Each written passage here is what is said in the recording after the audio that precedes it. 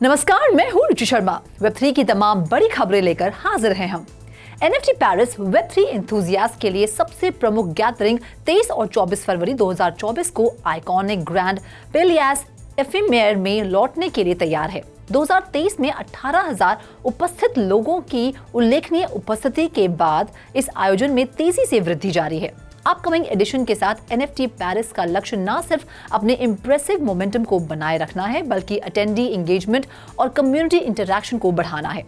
अपनी third instalment के लिए NFT पेरिस ने NFT पेरिस टोकन की घोषणा की, एक ऐसा डेवलपमेंट जिसका उद्देश्य उपस्थित लोगों और लॉयल पार्टिसिपेंट्स के लिए इवेंट एक्सपीरियंस को रीडिफाइन करना है। NFT पेरिस टोकन की एक्सक्लूसिविटी को ध्यान में रखकर डिजाइन किया गया है, जो विशेष रूप से NFT पेरिस एनवायरनमेंट के लिए तैयार किया गया है। इसे NFT पेरिस कम्युनिटी के लिए एयर ड्रॉप किया गया है, जो इसकी नॉन परचेजेबल और लिमिटेड ट्रांसफरेबल नेचर को जोर देता है। स्पेकुलेटिव ट्रेडिंग की यूटिलिटी पर ध्यान केंद्रित करता है। बढ़ते हैं अगली खबर की ओर। मास्टरकार्ड ने ऑस्ट इंटीग्रेशन रैलिया में नॉन फंजिबल टोकन खरीद के साथ सेंट्रल बैंक डिजिटल करेंसी का सफलतापूर्वक परीक्षण करके डिजिटल कॉमर्स में एक प्रगतिशील कदम उठाया है। रिजर्व बैंक ऑफ ऑस्ट्रेलिया और digital conference cooperative research centre के कंजंक्शन में शुरू किए गए इस एम्बिशियस प्रोजेक्ट का उद्देश्य अलग अलग ब्लॉकचेन के बीच इंटरऑपरेबिलिटी को बढ़ावा देना और इस तरह की इंटरैक्शंस की सिक्योरिटी को मजबूत करना है। पायलट प्रोजेक्ट ने एक सोल्यूशन प्रदर्शित किया जो अलग अलग ब्लॉकचेन पर CBDCs के टोकनाइजेशन को सक्षम बनाता है, जिसका लक्ष्य सिक्योरिटी सुनिश्चित करते हुए कॉमर्स ऑप्शंस का विस्तार करना है। शोकेस मेथड ने CBDC वैल्यू को लॉक करके और इथेरियम प्लेटफॉर्म पर कॉरस्पॉन्डिंग अमाउंट को मिंट करके इथेरियम पर NFT खरीदने के लिए एक पायलट CBDC के उपयोग की अनुमति दी है। बाकी अहम खबरों के लिए करते हैं शिखा का रुख। लंदन इंटरनेशनल अवार्ड्स ने मेटावर्स और एवोल्यूशन कैटेगरीज में क्रिएटिविटी में विनर्स और फाइनलिस्ट्स का अनावरण किया। VMLY&R की चीफ एक्सपीरियंस डिज़ाइन ऑफिसर कलीटा मैकडेड ने मेटावर्स और एवोल्यूशन जूरी में क्रिएटिविटी का नेतृत्व किया। कंटेंडिंग वर्क के बारे में सब्सटैंशियल डेलिब्रेशन सराउंडिंग के बाद जूरी ने मेटावर्स में क्रिएटिविटी में 8 स्टैचूज और एवोल्यूशन में 24 स्टैचूज को सम्मानित किया।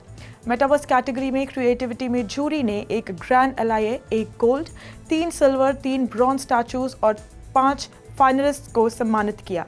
इस साल ग्रैंड एलाये को तुवालू सरकार की ओर से the first digital nation title से किए गए काम के लिए एक्सेंचर सॉन्ग्स के भाग द मंकीज को प्रदान किया गया।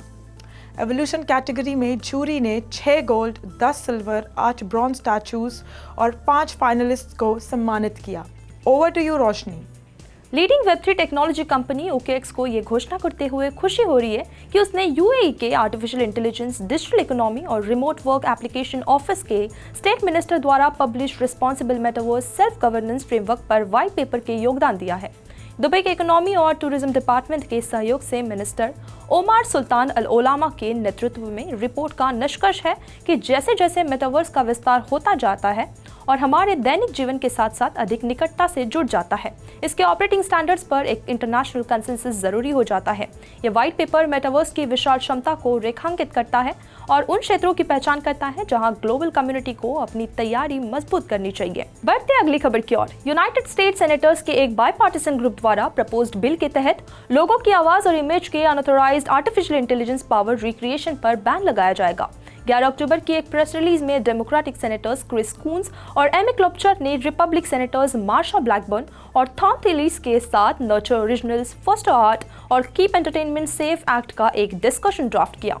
जो कंपनियां या व्यक्ति किसी जीवित या मृत व्यक्ति की अनऑथराइज्ड AI रेप्लिका बनाते हैं, वे एक्ट के तहत डैमेजेस के लिए लायबल होंगे। साथ ही ऐसे प्लेटफॉर्म जो जानबूझकर अनऑथराइज्ड AI कॉपीकैट्स की मेजबानी करते हैं, जुर्माना वॉल्यूशन $5,000 से शुरू होगा।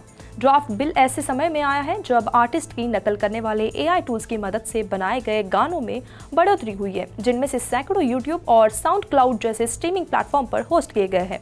तो आज के लिए बस इतना ही। ऐसी वेब3 से जुड़ी खबरों के लिए देखते रहिए 3.TV। ऐसी और ज़्यादा अपडेट्स के लिए हमारी वेबसाइट www.3versetv.io पर लॉग ऑन करें या फिर स्कैन करें QR कोड। Thank you.